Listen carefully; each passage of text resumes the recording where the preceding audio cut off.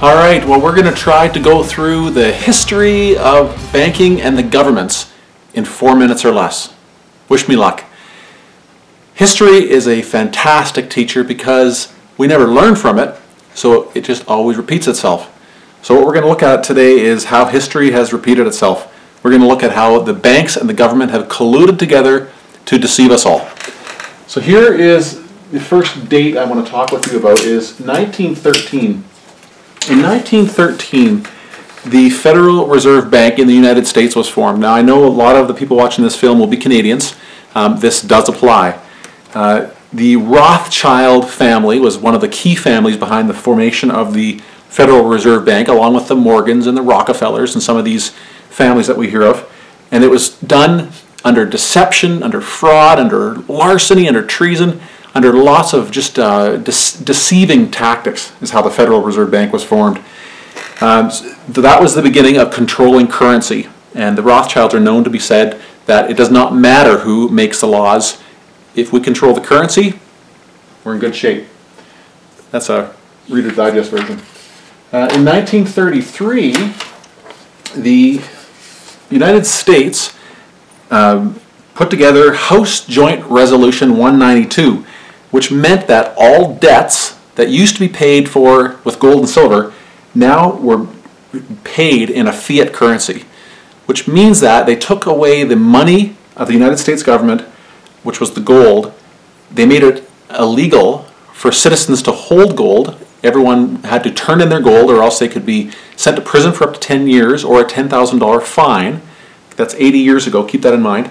Which means that they essentially bankrupt the nation in 1933.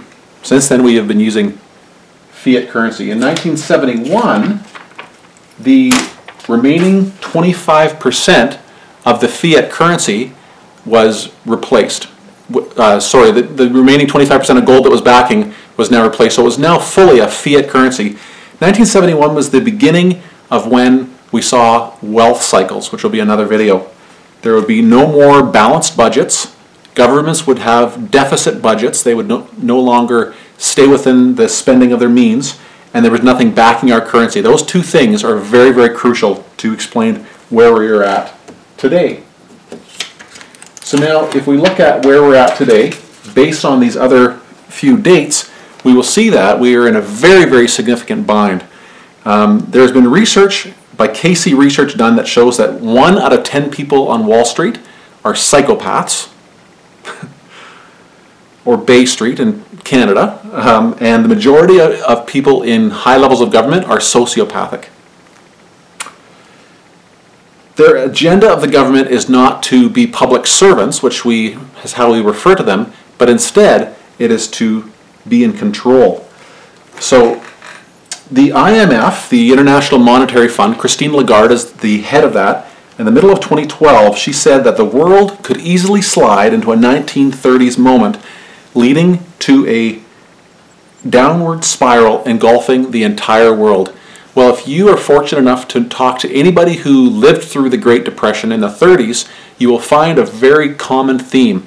They did not trust the governments and they did not trust the banks. So if you look at where we are at today, 80 years later, are we now to trust the governments and the banks? Or is it smarter to be proactive and stop trusting them before they screw you? The summary of all of this is done very simply. If we look at the natural order of creation, God created man. Man created the government. And the government, through legislation and statutes, created the banks. Makes sense. Well, today, the banks rule the government rules and controls man, and if you can see at the bottom here in really tiny print, God is left to get the remains. And that is where we're at today.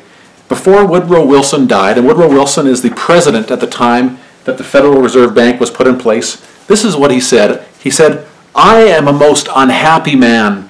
I have unwittingly ruined my country. A great industrial nation is controlled by its system of credit. Our system of credit is concentrated in the hands of a few men. We have come to be one of the worst ruled, one of the most completely controlled and dominated governments in the world. No longer a government of free opinion, no longer a government by conviction and vote of the majority, but a government by the opinion and duress of small groups of dominant men. Again, keep in mind that was 80 years ago and where we are at today.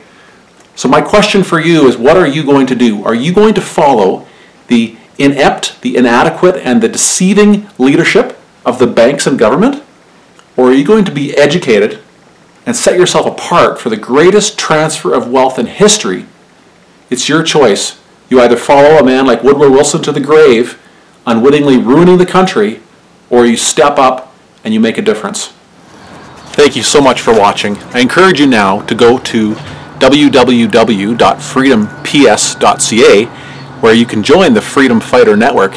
Here you will get weekly articles and videos encouraging you on your road to freedom, not only in your wallet, but also in your whole life.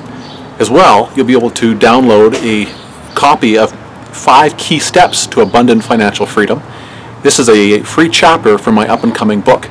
Very excited, so take care and God bless.